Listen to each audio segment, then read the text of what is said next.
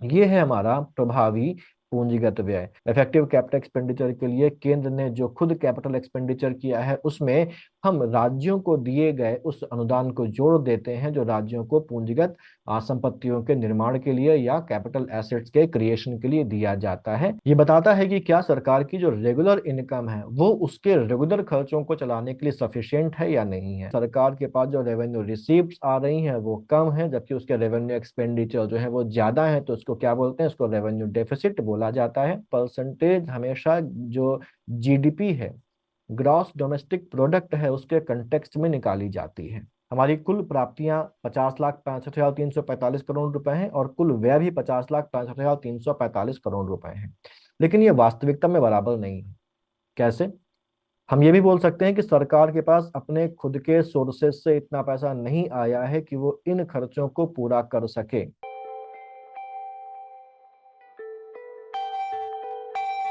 नमस्कार, यूपीएससी पानोस के एक नए वीडियो में आपका स्वागत है। 2025-26 का यूनियन बजट आ चुका है और बजट एक ऐसा सेगमेंट है जो हर एग्जाम में पूछा जाएगा। अगर बजट की बात की जाए तो बजट को हम तीन पार्ट में डिवाइड कर सकते हैं। पहला वो पार्ट जिसमें राजकोषीय नीतियां या फिस्कल पॉलिसीज और उससे रिलेटेड टर्म्स डिस्कस किए जाते हैं, और दूसरे पार्ट में हम सरकार के द्वारा शुरू की जा रही या चलाई जा रही योजनाओं, कार्यक्रमों और उनके लिए एलोकेट किए गए पैसे को रख सकते हैं।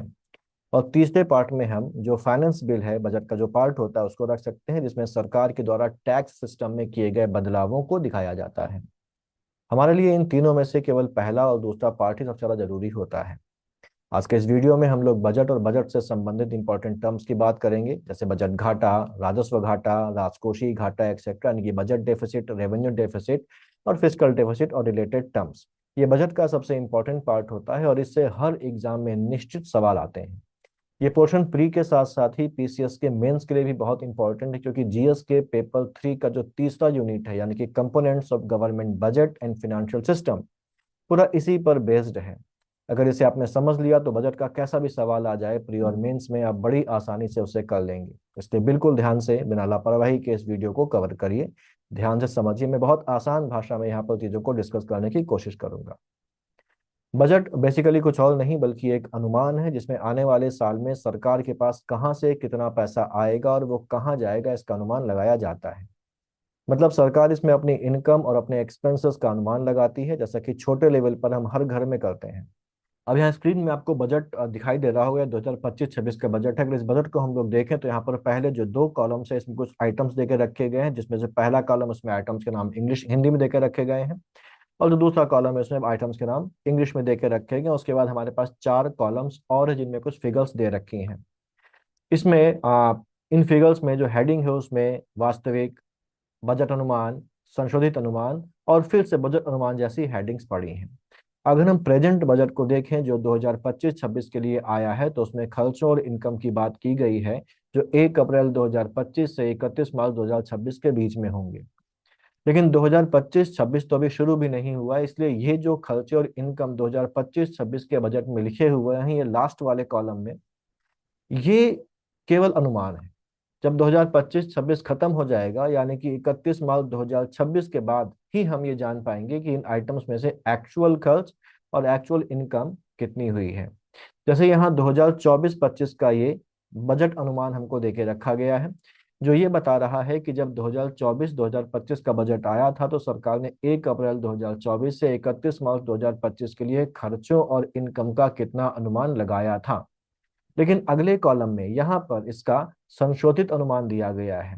अच्छा, वास्तविक खर्च कितना आया है वो तो यहाँ पर 2024-25 के लिए बताया ही नहीं गया है। क्यों नहीं बताया गया है? इसका कारण ये है कि अभी 2024-25 वाले बजट का समय खत्म ही नहीं हुआ है, क्योंकि 2024-25 वाला जो बजट था वो 1 अप्रैल 2024 से 31 मार्च 2025 के पीरियड का था, और अभी 31 मार्च 2025 नहीं आई है। अब 2024-25 के बजट में जो खर्चे और जो इनकम्स एस्टिमेट की गई थी उनकी एक्चुअल फिगर्स क्या है, वास्तविक खर्चा कितना हुआ, ये 31 मार्च 2025 के बाद ही बताया जा सकता है। लेकिन क्योंकि इस पीरियड का मैक्सिमम समय बीत चुका है, 10-11 महीने बीत चुके हैं, तो हम एक अनुमान को थोड़ा सा और बेहतर कर सकते हैं। क्योंकि हम इतने पीरियड के एक्सपेंसेस देख चुके हैं तो हम ये अंदाजा लगा सकते हैं कि भाई हमारे एक्चुअल खर्चे कितने होंगे चल के। तो अब एक्चुअल खर्चे कितने 2 महीने के बाद हमारे पास फाइनल फिगर आएगी, उसका हम एक अनुमान लगाते हैं जिसको हम बोलते हैं संशोधित अनुमान। तो बजट अनुमान बजट बनाते समय लगाया जाता है साल शुरू होने के पहले, और संशोधित अनुमान जब साल खत्म होने वाला होता है तब लगा लिया जाता है कि एक्चुअल फिगर्स कितने तक जा सकते हैं। अगर हम पहला कॉलम देखें जहां पर 2023-24 का देकर रखा गया, तो 31 मार्च 2024 को तो बीते एक साल हो गया, तो यहाँ के वास्तविक खर्चे हमको पता है, इसलिए 2023-24 के वास्तविक खर्चे हमको यहाँ पर देके रखे गए हैं। 2024-25 का हमको अनुमान भी देके रखा गया है और संशोधित अनुमान भी देके रखा गया है। वहीं 2025-26 में हमें केवल बजट का अनुमान देके रखा गया, क्योंकि इसका साल अभी शुरू भी नहीं हुआ है, लेकिन सरकार ये बता रही है कि भाई इन इन मदों में कितना पैसा आ सकता है और कितना पैसा जा सकता है। तो ये बात आपको अभी क्लियर हो गई होगी कि जो हेडिंग्स में जो आइटम्स लिखे हुए हैं, टर्म्स लिखे हुए हैं, वास्तविक, बजट अनुमान, संशोधित अनुमान, इनका मतलब क्या है। ठीक। अब जैसा हम लोगों ने देखा कि जो बजट है वो आय और व्यय का अनुमान होता है, तो इस बजट में भी दो भाग हैं। एक भाग यहाँ पर जो है वो दिखाता है आय को, और जो दूसरा भाग नीचे देके रखा गया है वो दिखाता है व्यय को, यानी कि रिसीप्ट्स और एक्सपेंसेस को दिखाता है। ठीक। अब रिसीप्ट्स को हम दो पार्ट में बांट सकते हैं, रिसीप्ट्स को भी दो पार्ट में बांट सकते हैं, और एक्सपेंसेस को भी हम दो पार्ट में बांट सकते हैं। पहला जिसको हम लोग बोलते हैं रेवेन्यू रिसीप्ट्स और कैपिटल रिसीप्ट। रेवेन्यू रिसीप्ट मतलब हो गई राजस्व प्राप्तियां, और कैपिटल रिसीप्ट हो गई हमारे पास पूंजीगत प्राप्तियां। ऐसे ही एक्सपेंसेस को भी हम दो पार्ट में बांट सकते हैं, रेवेन्यू एक्सपेंसेस और कैपिटल एक्सपेंसेस, यानी कि राजस्व व्यय और पूंजीगत व्यय में बांट सकते हैं। आगे बढ़ने से पहले हमें इनको समझना जरूरी है। राजस्व प्राप्तियां क्या होती हैं? राजस्व प्राप्तियों में सरकार को टैक्स और टैक्स के अलावा दूसरी जगहों से मिलने वाला पैसा शामिल होता है। यानी कि सरकार को income tax, corporate tax, GST वगैरह से जो पैसा मिलता है वो हमारे पास कर प्राप्तियां हो गया। तो रेवेन्यू रिसिप्ट में हमारे पास क्या होगा, हो जाएंगी टैक्स रिसिप्ट हो जाएंगी, कर प्राप्तियां हो जाएंगी, जिसमें इनकम टैक्स, कारपोरेट टैक्स और जीएसटी वगैरह से मिलने वाला पैसा शामिल होगा। इसके अलावा यहाँ पर जो नॉन टैक्स रिसिप्ट भी हमारे पास होती हैं, जो आपको यहाँ पर दिखाई गई है, कर भिन्न राजस्व। तो कर राजस्व या टैक्स रेवेन्यू में क्या है वो हम लोगों ने देखा। जो कर भिन्न राजस्व या नॉन टैक्स रेवेन्यू है उसमें क्या होता है, उसमें बेसिकली सरकार को कर के अलावा जो बाकी पैसे मिलते हैं, जो रिसिप्ट्स होती हैं वो शामिल होती है। जैसे किसी सरकारी कंपनी के प्रॉफिट में सरकार को जो हिस्सा मिल रहा है वो नॉन टैक्स रेवेन्यू में आएगा। सरकार के द्वारा किसी जगह कोई फीस लगाई गई है, कोई जुर्माना लगाया गया है, तो उससे जो आय हो रही है वो सारा नॉन टैक्स रेवेन्यू की कैटेगरी में आ जाता है। जैसे यहाँ पर अगर हम लोग देखें, तो हम यहाँ पर 2025-26 के बजट को कंसीडर करते हैं। तो यहाँ पर अगर हम लोग देखें तो यहाँ पर जो कर राजस्व है, जो कर राजस्व है वो कितना है, 28,37,409 करोड़ रुपए है। और जो कर भिन्न राजस्व यानी कि नॉन टैक्स रेवेन्यू है वो है हमारा 5,83,000। ठीक है, 5,83,000 रुपए है। और अगर हम इन दोनों को जोड़ देंगे तो हमारा आ जाता है 34,20,409, जो कि कुल राजस्व प्राप्ति है।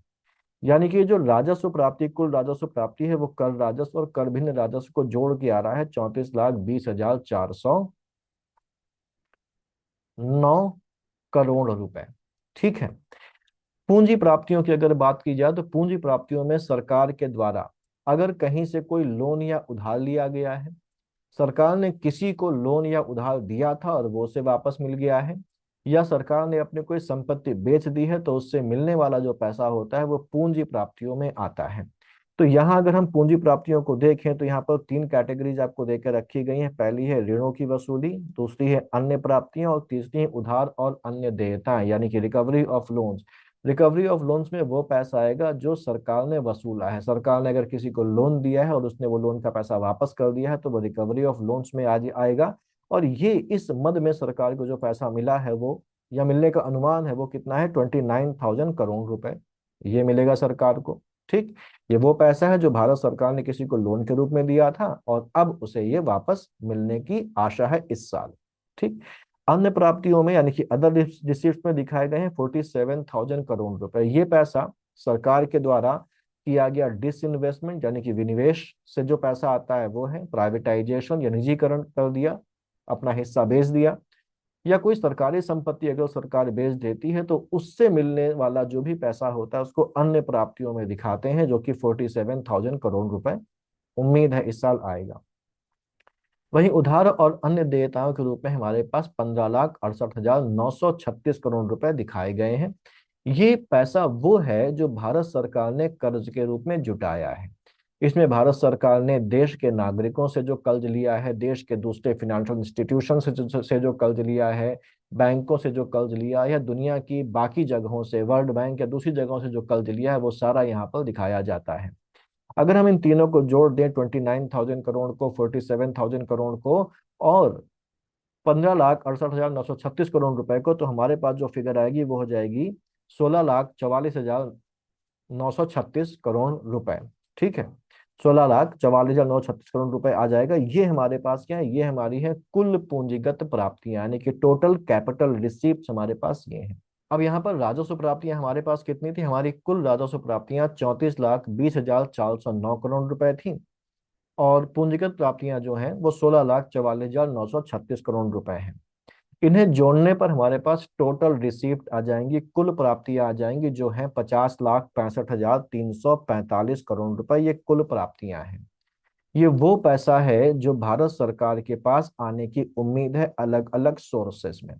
ठीक है, तो इनमें अभी आपको इतना तो समझ में आ गया कि सरकार के पास जो 50,65,345 करोड़ रुपया आना है, वो कैसे कैसे सरकार ने उम्मीद लगाई है आने के लिए। अब यहाँ पर इसमें आपको खास तौर से ये जो फिगर है, उधार और अन्य देयताएं, यानी कि borrowing and other liabilities, 15,68,936 crore रुपए, इसको आपको याद रख लेना है, दिमाग में इसको रखिएगा, इसका भी आगे यूज आएगा। अब हम लोग बात कर लेते हैं खर्च या व्यय की। इसे बहुत ध्यान से समझिएगा। यहाँ जो व्यय है उसको भी हम लोगों ने कहा था कि जो एक्सपेंडिचर है वो भी दो कैटेगरीज में बांटा जाएगा, रेवेन्यू एक्सपेंडिचर और कैपिटल एक्सपेंडिचर। तो यहाँ पर जो नंबर 10 है, इसमें आपको राजस्व खाते पर व्यय दिखाया गया, ये कुछ और नहीं, रेवेन्यू एक्सपेंडिचर ही है। और नीचे पॉइंट नंबर 13 पर पूंजी खाते पर व्यय दिखाया गया, जो कुछ और नहीं, कैपिटल एक्सपेंडिचर यानी कि पूंजीगत व्यय है। ठीक, यहाँ ध्यान से सुनिएगा इस बात को कि यहाँ राजस्व व्यय यानी कि जो रेवेन्यू एक्सपेंडिचर है, उसमें क्या क्या चीजें आती हैं। उसमें आता है सरकार जो अपने कर्मचारियों को सैलरी देती है, अपने रिटायर्ड कर्मचारियों को जो पेंशन देती है, जो लिए गए लोन पर वो ब्याज का भुगतान करती है, जो सब्सिडीज हमारे पास आती हैं, जो सब्सिडीज हमको मिलती है, जो सब्सिडी किसानों को मिलती है, जो सब्सिडी इंडस्ट्रीज को सरकार देती है, वो सारी यहाँ पर रेवेन्यू एक्सपेंडिचर में सरकार डालती है। इसके अलावा सरकार जो है वो राज्यों को पूंजी निर्माण के लिए, पूंजीगत एसेट्स के सृजन के लिए, कैपिटल एसेट्स के क्रिएशन के लिए वो हर साल सहायता अनुदान देती है राज्यों को, जिसका इस्तेमाल करके जो राज्य होते हैं वो अपने राज्य में सड़कें, अपने राज्य में पुल और दूसरे ऐसे ही कैपिटल जो एसेट्स हैं, पूंजीगत जो संपत्तियां हैं, उनका निर्माण करती हैं। अब ये जो पूंजीगत संपत्तियों के लिए केंद्र सरकार द्वारा जो ये अनुदान दिया गया है, इसका इस्तेमाल किस लिए किया जा रहा है, इसका इस्तेमाल राज्यों द्वारा पूंजीगत संपत्तियों यानी कि कैपिटल एसेट्स के क्रिएशन के लिए किया जाएगा। तो राज्यों के लिए तो ये क्या होगा, राज्यों के लिए तो ये पूंजीगत खर्च है, पूंजीगत व्यय है, यानी कि कैपिटल एक्सपेंडिचर है। लेकिन क्योंकि केंद्र सरकार इसको रेगुलरली पे करता है, हर साल उसको देना है, तो जो केंद्र सरकार है, जो यूनियन है, वो इसको रेवेन्यू एक्सपेंडिचर की तरह ट्रीट करती है। क्योंकि रेवेन्यू एक्सपेंडिचर की जो परिभाषा है वो ये होती है कि जो खर्चा हमको रेगुलर बेसिस पर करता हो, हर साल या हर महीने करना हो, उस खर्चे को हम क्या बोलते हैं, उस खर्चे को हम रेवेन्यू एक्सपेंडिचर बोलते हैं। तो यहाँ पर जो ये पूंजी निर्माण के लिए केंद्र के द्वारा राज्यों को जो अनुदान दिया गया है, उसको केंद्र सरकार रेवेन्यू एक्सपेंडिचर में जोड़ के दिखाती है। तो यहाँ पर अगर हम लोग देखें तो यहाँ पर राज्यों को जो दिया गया है पूंजी खाते के सृजन हेतु सहायता अनुदान, वो है 4,27,192 करोड़ रुपए। ठीक है, कुल राजस्व व्यय हमारा जो है वो यहाँ पर है 39,44,255 करोड़ रुपए। इस 39,44,255 करोड़ रुपए में 12,76,338 करोड़ रुपए जो है ये ब्याज भुगतान के लिए है। ये ब्याज किस पर दिया गया है, ये ब्याज सरकार ने दिया है, किस पर दिया है, सरकार ने जो कर्ज ले रखा है पुराना, ये उस कर्ज का ब्याज है जो सरकार को देना पड़ रहा है। इसके अलावा सरकार ने राज्यों को पूंजीगत संपत्तियों के सृजन के लिए 4,21,792 करोड़ रुपए का ये अनुदान भी दिया है, जिसे ऊपर की फिगर 39,44,255 में ऑलरेडी इंक्लूड करके रखा गया है, जोड़कर दिखाया गया है। तो ये दोनों चीजें ऑलरेडी इसमें क्या हुई हैं, जुड़ी हुई हैं। ठीक, तो ये तो राजस्व खाते वाला खर्चा हो गया जो केंद्र सरकार कर रही है। इसके बाद केंद्र सरकार खुद भी तो कैपिटल एसेट्स का निर्माण करती है। केंद्र सरकार खुद भी तो सड़कें बनवाती है, केंद्र सरकार पुल बनवाती है, और भी कई सारे काम केंद्र सरकार के द्वारा यहाँ पर किए जाते हैं, जिनसे कैपिटल एसेट्स का सृजन होता है, क्रिएशन होता है। तो वो जो है वो यहाँ पर दिखाया गया है, सरकार के द्वारा, केंद्र सरकार के द्वारा खुद जो पूंजी खाते के लिए व्यय किया गया है, केंद्र सरकार द्वारा खुद जो पूंजीगत संपत्तियों के निर्माण के लिए पैसा अलॉट किया गया है, वो यहाँ पर दिखाया जा रहा है 11,20,000, सॉरी 11,21,090 करोड़ रुपए। ये है सरकार का खुद का पूंजीगत व्यय। अब अगर हम यहाँ पर देखें तो टोटल जो व्यय किया जा रहा है वो राजस्व खाते पर किया जा रहा है 39,44,255 करोड़ रुपया, और कैपिटल एक्सपेंडिचर जो किया जा रहा है केंद्र के द्वारा वो है 11,21,090 करोड़ रुपया। अगर इन दोनों को जोड़ दिया जाए तो ये फिर से कितना हो जाएगा, आप जोड़ के देखिएगा, 50,65,345 करोड़ रुपए हो जाएगा, जो कि है कुल व्यय। यानी कि जब हमने राजस्व खाते के व्यय को जोड़ लिया और पूंजीगत व्यय को जोड़ लिया तो ये जो 50,65,345 है ये उतना ही आया है ना। आप देखिए, हमारी कुल आय भी 50,65,345 करोड़ रुपए थी, और कुल व्यय भी 50,65,345 करोड़ रुपए है। मतलब दोनों ही क्या है, दोनों ही ये बराबर है। अब यहाँ पर एक चीज और समझ लेते हैं कि जो बजट है वो बेसिकली तीन प्रकार का होता है, जो इस बात पर डिपेंड करता है कि जो एक्सपेंडिचर यानी कि जो टोटल एक्सपेंडिचर यानी कि कुल व्यय है, और जो कुल आय है उसमें क्या अंतर है। अगर हमारा टोटल एक्सपेंडिचर यानी कि कुल व्यय ज्यादा होता है टोटल रिसीव्ड यानी कि कुल प्राप्तियों से, यानी कि जो पैसा है वो कम पड़ गया है और खर्च ज्यादा हो गया है, तो इसको घाटे का बजट या डेफिसिट बजट के नाम से पुकारते हैं। तो डेफिसिट बजट या घाटे का बजट क्या होता है, जब हमारे पास कुल व्यय जो होता है वो ज्यादा होता है और कुल प्राप्तियां जो होती हैं वो कम होती हैं।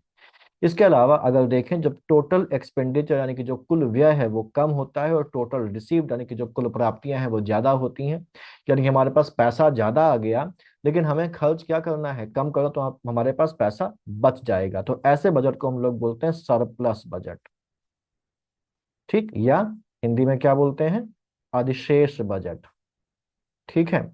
वहीं अगर हमारे पास जो एक्सपेंडिचर यानी कि जो व्यय है और जो कुल प्राप्तियां हैं ये दोनों बराबर होती हैं, यानी कि प्राप्तियां और व्यय का अमाउंट बराबर आ जाता है, तो इसको हम लोग बोलते हैं बैलेंस्ड बजट, या इसी को बोलते हैं हिंदी में संतुलित बजट।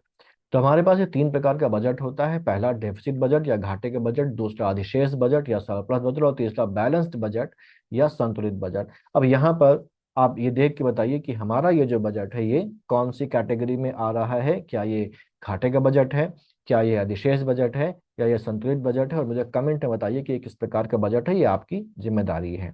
अब हम लोग आगे चलते हैं और अब सबसे इंपॉर्टेंट पार्ट शुरू होने जा रहा है। यहाँ बजट में अगर आप देखें तो सबसे नीचे लिखा हुआ है प्रभावी पूंजी व्यय, है ना, इफेक्टिव कैपिटल एक्सपेंडिचर। यहाँ से बहुत सारे सवाल हमारे पास आते हैं कि राजस्व घाटा कितना है, राजस्व घाटे का प्रतिशत कितना है, प्रभावी राजस्व घाटा कितना है, राजकोषीय घाटा कितना है और उसका प्रतिशत कितना है। तो वो तो हमको देखना ही देखना है, लेकिन कभी कभी इनकी परिभाषा या इनको कैसे निकालना है वो भी आ जाता है, तो उसको समझना भी जरूरी है। तो हम लोग समझते हुए आगे चलते हैं, और ये सबसे इंपॉर्टेंट पार्ट इस वीडियो का होने जा रहा है। तो हम बात कर रहे थे प्रभावी पूंजी व्यय की या इफेक्टिव कैपिटल एक्सपेंडिचर की। तो हम लोगों ने भी देखा था कि केंद्र सरकार ने राज्यों को जो पूंजी अनुदान यानी कि जो सहायता अनुदान या जो ग्रांट दिया था for the creation of capital asset, उसको केंद्र सरकार ने राजस्व व्यय के रूप में दिखाया था। देखिए, ये इसको जो पूंजी खाते है तो सहायता अनुदान है, इसको इसमें जोड़कर दिखाया है, राजस्व खाते के खर्चे पर जोड़कर दिखाया है। लेकिन अगर वास्तविकता में देखा जाए तो इस पैसे का होना क्या है, तो इस पैसे का जो यूज है वो कैपिटल एसेट्स के क्रिएशन के लिए ही है। इस पैसे का इस्तेमाल पूंजीगत संपत्तियों के निर्माण के लिए ही है। तो वास्तविकता या समग्र रूप से देखने में ये राजस्व व्यय नहीं है, बल्कि इस पैसे से राज्य पूंजीगत संपत्तियों का निर्माण करेगा, कैपिटल एसेट का निर्माण करेगा। तो टोटलिटी में देश के स्तर पर देखें तो पता चलता है कि ये जो पैसा जिसको केंद्र ने राजस्व व्यय के रूप में अपने में क्लासिफाई करके दिखाया है वो वास्तविकता में पूंजीगत व्यय ही है। तो अगर देखा जाए तो वास्तव में टोटल पूंजीगत व्यय कितना हुआ है, तो टोटल पूंजीगत व्यय है जो राज्य ने खुद खर्च किया है 11,21,090 करोड़ रुपया। एक तो ये पूंजीगत व्यय है, और दूसरा ये जो 4,27,192 करोड़ रुपया ये जो राज्यों को उसने दिया है ये भी तो पूंजीगत व्यय ही है। तो अगर हम देखें तो इफेक्टिव जो पूंजीगत व्यय है वो कितना है, तो वो हो जाएगा 11,21,090 करोड़ रुपए, जो राज्य जो केंद्र खुद खर्च कर रहा है। और इसमें जोड़ दें अगर हम 4,27,192 करोड़ रुपए जो उसने राज्यों को दिया हुआ है, तो टोटल इफेक्टिव कैपिटल एक्सपेंडिचर हमारे पास आ जाएगा, जो होगा 15,48,282 करोड़ रुपए। ये है हमारा प्रभावी पूंजीगत व्यय। तो मुझे उम्मीद है कि आपको ये पता चल गया होगा कि प्रभावी पूंजीगत या इफेक्टिव कैपिटल एक्सपेंडिचर क्या होता है। इफेक्टिव कैपिटल एक्सपेंडिचर के लिए केंद्र ने जो खुद कैपिटल एक्सपेंडिचर किया है, उसमें हम राज्यों को दिए गए उस अनुदान को जोड़ देते हैं जो राज्यों को पूंजीगत संपत्तियों के निर्माण के लिए या कैपिटल एसेट्स के क्रिएशन के लिए दिया जाता है। देखिए यहाँ पर ये 15,48,282 रुपए दिया हुआ है। ठीक, इसको ध्यान रखना है। अब अगला टर्म है हमारे पास राजस्व घाटा। राजस्व घाटा जिसको इंग्लिश में क्या बोलते हैं, रेवेन्यू डेफिसिट बोला जाता है, राजस्व घाटा बोला जाता है। राजस्व घाटा बहुत आसान है, ये बताता है कि क्या सरकार की जो रेगुलर इनकम है वो उसके रेगुलर खर्चों को चलाने के लिए सफिशिएंट है या नहीं है, यानी कि उसके पास जो रेवेन्यू इनकम आ रही है, रेवेन्यू रिसीव्स आ रही है, क्या वो इतनी है कि वो उससे अपने रेवेन्यू एक्सपेंडिचर को फुलफिल कर सके, है ना। ये हमारा राजस्व घाटा बताता है। अब सरकार के जो राजस्व व्यय हैं वो अगर उसकी राजस्व प्राप्तियों से ज्यादा होते हैं तब इसको राजस्व घाटा बोला जाता है, यानी कि सरकार के पास जो रेवेन्यू रिसीप्ट आ रही हैं वो कम है, जबकि उसके रेवेन्यू एक्सपेंडिचर जो है वो ज्यादा है, तो इसको क्या बोलते हैं, इसको रेवेन्यू डेफिसिट बोला जाता है। यानी कि जो रेवेन्यू डेफिसिट है उसका फार्मूला क्या हो गया, revenue expenditure minus revenue received, यानी कि राजस्व घाटा बराबर हो गया राजस्व व्यय माइनस राजस्व प्राप्तियां। ठीक, इस बजट में अगर हम लोग देखें तो इस बजट में जो राजस्व व्यय है वो 39,44,255 करोड़ रुपए है। देखिए राजस्व व्यय कुल कितना है, 39,44,255 करोड़ रुपए राजस्व व्यय है। और जो रेवेन्यू रिसीप्ट है वो कितनी है, वो है हमारे पास 34,20,409 करोड़ रुपए। तो 34,20,409 करोड़ रुपए जब हम इसमें से घटाएंगे तो हमारे पास रेवेन्यू डेफिसिट आ जाएगा। रेवेन्यू डेफिसिट क्यों आ रहा है, जाहिर सी बात, दिख रहा है कि रेवेन्यू एक्सपेंडिचर ज्यादा है, 39 लाख है और ये केवल 34 लाख है, तो रेवेन्यू डेफिसिट है। कितना है, तो दोनों घटाना पड़ेगा, और जब दोनों घटाएंगे तो हमारे पास क्या आ जाएगा, हमारे पास आ जाएगा 5,23,846 करोड़ रुपए। ये हमारा आ गया रेवेन्यू डेफिसिट। देखें क्या इतना ही रेवेन्यू डेफिसिट है, तो राजस्व घाटा हमारे पास 5,23,846 करोड़ रुपए दिया हुआ है। ठीक, अब एग्जाम में इसकी फिगर भी पूछ ली जाती है, जो 5,23,846 करोड़ रुपए, तो हमको पता चल गया कि हमने कैसे निकाला, लेकिन इसका परसेंटेज भी पूछा जाता है। तो अगर राजस्व घाटे का परसेंटेज पूछा गया तो परसेंटेज हमेशा जो जीडीपी है, ग्रॉस डोमेस्टिक प्रोडक्ट है, उसके कंटेक्स्ट में निकाली जाती है। जो एनएसओ है, एनएसओ ने फाइनेंशियल ईयर 2025-26 के लिए जीडीपी का अनुमान लगाया है, और 2025-26 के लिए जो एस्टिमेटेड जीडीपी है वो है 3,56,97,923 करोड़ रुपए। ये अनुमानित जीडीपी, इसको भी नोट करिएगा कि अनुमानित जीडीपी कितनी है। तो अनुमानित जीडीपी है ये 2025-26 की 3,56,97,923 करोड़ रुपए। अब अगर हमको परसेंटेज निकालना है कि भाई रेवेन्यू डेफिसिट जीडीपी का कितना परसेंटेज है, तो कैसे निकालेंगे, तो परसेंटेज निकालेंगे revenue deficit divided by GDP multiplied by 100 करना पड़ेगा हमको। तो अगर ये करेंगे हम लोग तो हमारा रेवेन्यू डेफिसिट कितना है 5,23,846 करोड़ रुपए, डिवाइडेड बाई जीडीपी कितनी एक्सपेक्टेड है 3,56,97,923 मल्टीप्लाइड बाई 100। ये जो आप इसको कैलकुलेट करेंगे तो ये लगभग 1.46% आएगा, और इसको हम राउंड ऑफ करेंगे तो 1.5% के आसपास हम इसको राउंड ऑफ करके लिख सकते हैं, जो कि यहाँ पर हमको दिखाई दे रहा है। तो राजस्व घाटा हमारा कितना है, जीडीपी का 1.5% अनुमानित है 2025-26 के लिए। और फिगर में बात करें तो कितना अनुमानित है, 5,23,846 करोड़ रुपए। ठीक, तो एक चीज और देखें, अगर हम वापस पीछे चले जहां पर हमको पिछले सालों का भी दे के रखा गया है, तो राजस्व घाटा जो अगर हम परसेंटेज की बात करें तो 2023-24 का जो वास्तविक राजस्व घाटा है वो 2.6% जीडीपी का है। 2024-25 में जो संशोधित है वो कितना है, 1.9% है जीडीपी का। और 2025-26 में जो अनुमानित है वो 1.5% है जीडीपी का। तो अगर हम देखें तो हमारा जो ये राजस्व घाटा है वो 2.6% से घट के कितना हो गया 2024-25 में, अनुमान है कि 1.9% है।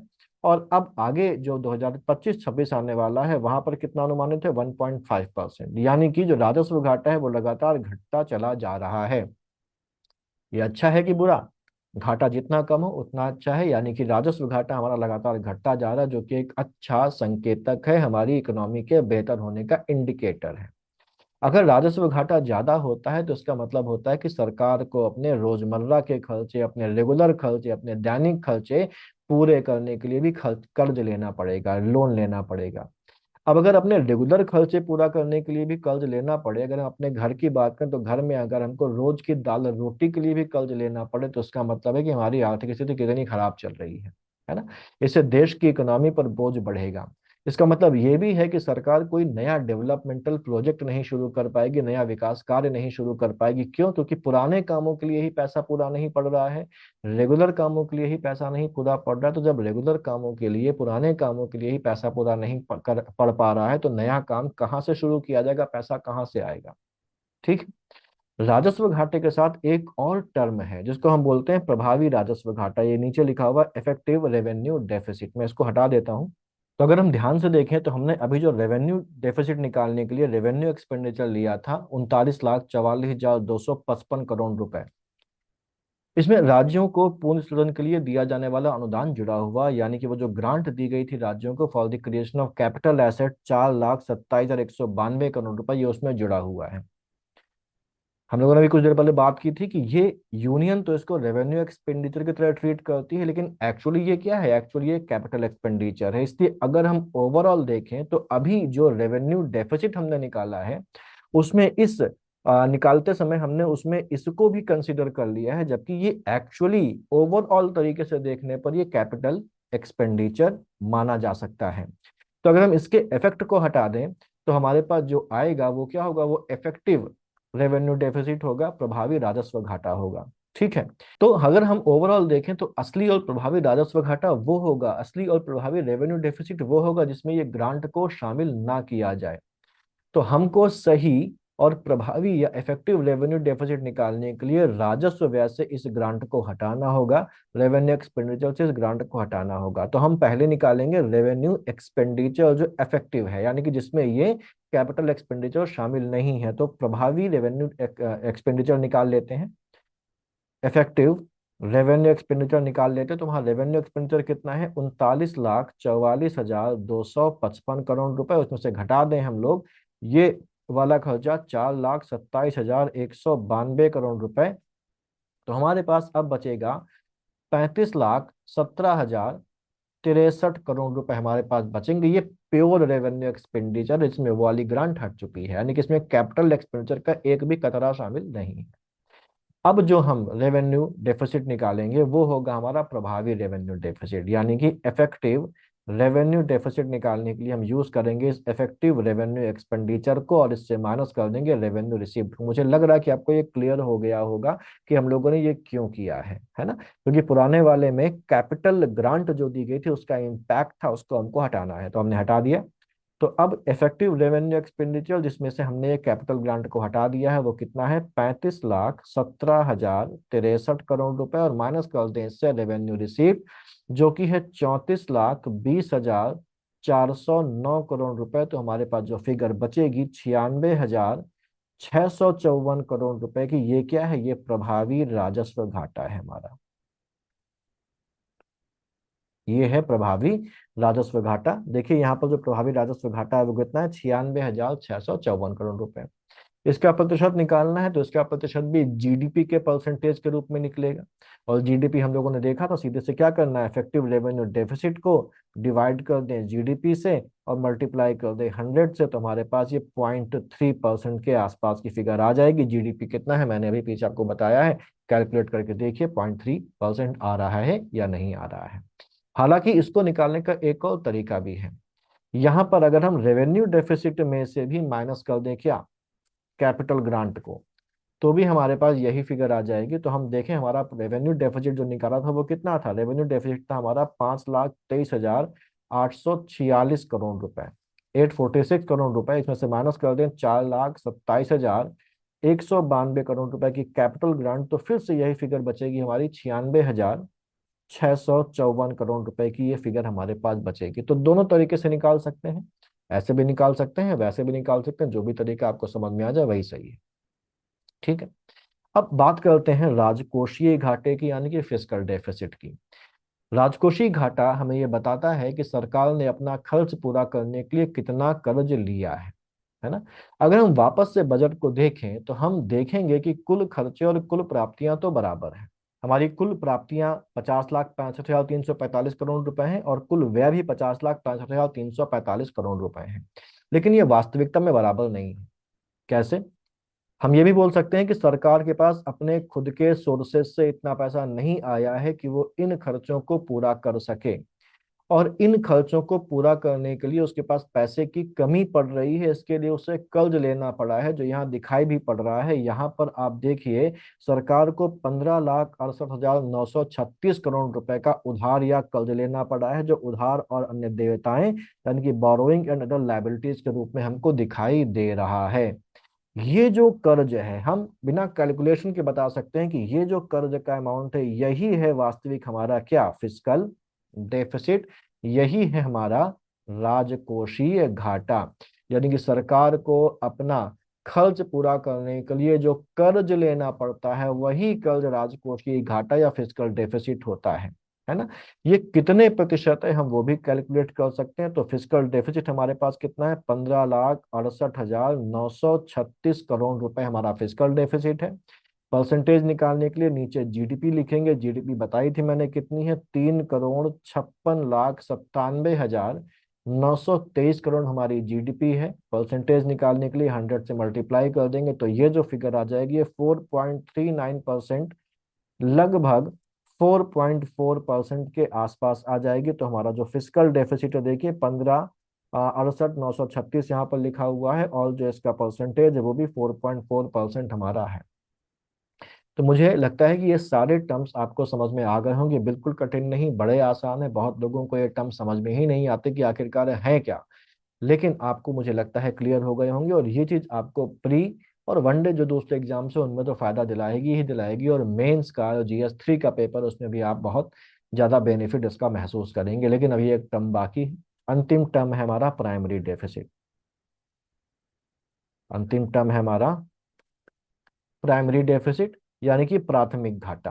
प्राथमिक घाटा क्या होता है? अच्छा, यहाँ पर देखिए, ये जो हमने फिजिकल डेफिसिट निकाला है, इस ये फिजिकल डेफिसिट क्या है कि अपने खर्चों को पूरा करने के लिए जो हमको कर्ज लेना पड़ा, वही तो है फिजिकल डेफिसिट। लेकिन यहाँ पर जिन खर्चों को पूरा करने के लिए हमको कर्ज लेना पड़ा, उन खर्चों में ब्याज भी तो शामिल है ना। ये ब्याज जो है ये 12,76,338 रुपए का जो ब्याज है ये भी तो शामिल है, 12,76,338 करोड़ रुपए का। तो अगर हम फिजिकल डेफिसिट में ये जो इंटरेस्ट है, इंटरेस्ट पेड, जो ब्याज का भुगतान हमने किया, इसको हटा दें तो जो बचेगा वो बचता है हमारा प्राइमरी डेफिसिट, यानी कि प्राथमिक घाटा। तो हमारा फिजिकल डेफिसिट कितना है? फिजिकल डेफिसिट है 15,68,936 करोड़ रुपए। उसमें से ब्याज को घटा दिया जाए जो कि है 12,76,338 करोड़ रुपए। तो हमारे पास जो बचेगा अमाउंट वो बचेगा 2,92,598 करोड़ रुपए। ये हमारा प्राइमरी डेफिसिट हो जाएगा, प्राथमिक घाटा हो जाएगा। देखिए 2,92,598 करोड़ रुपए। प्रतिशत निकालने जीडीपी का, तो फिर से primary deficit 2,92,598 crore divided by GDP जो कि है 3,56,97,923 करोड़ रुपए, मल्टीप्लाइड बाई 100, तो ये 0.8% आ जाएगा आपका प्राइमरी डेफिसिट। तो ये बजट का राजकोषीय भाग था, जिसमें हमने बजट के कंपोनेंट्स और रिलेटेड टर्म्स पढ़े। हम लोगों ने ये समझा कि राजकोषीय घाटा क्या होता है, कैसे निकालते हैं। हमने समझा कि जो रेवेन्यू डेफिसिट यानी कि जो राजस्व घाटा है वो क्या होता है, बजट कितने प्रकार का होता है, इन सब चीजों को हम लोगों ने समझा। ये बहुत जरूरी पोर्शन है, ठीक है। और अक्सर हम लोग इसको इग्नोर कर देते हैं, लेकिन ये बहुत इंपॉर्टेंट है। एग्जाम में इस पर कंसेप्चुअल क्वेश्चन भी आ सकता है और इसके जो फिगर है वो तो पूछे जाते ही जाते हैं। ठीक। तो इन सभी चीजों को हम लोगों ने समझ लिया है। बजट का अगला वीडियो आएगा जिसमें हम लोग बजट की जो योजनाएं हैं, जो अमाउंट पैसे का लोकेशन है, उसके बारे में बात करेंगे। वो भी इंपॉर्टेंट है, उस पर भी एग्जाम में क्वेश्चन आता है। एक दो दिन के अंदर वो वीडियो आ जाएगा जिसमें हम लोग बजट के बाकी पार्ट्स को पढ़कर खत्म कर देंगे। इसको देखिए, इसको समझिए। इसमें अगर कोई डाउट हो, कोई टर्म आपको पूरी तरीके से क्लियर ना हुआ हो, तो मुझे कमेंट में बताइए, मैं इसको क्लियर करने की कोशिश करूंगा। इसको दोस्तों के साथ भी शेयर करिए, इससे कि बाकी लोगों को भी बेनिफिट हो सके। मिलते हैं अगले वीडियो में, तब तक पढ़ते रहिए, आगे बढ़ते रहिए। All the best.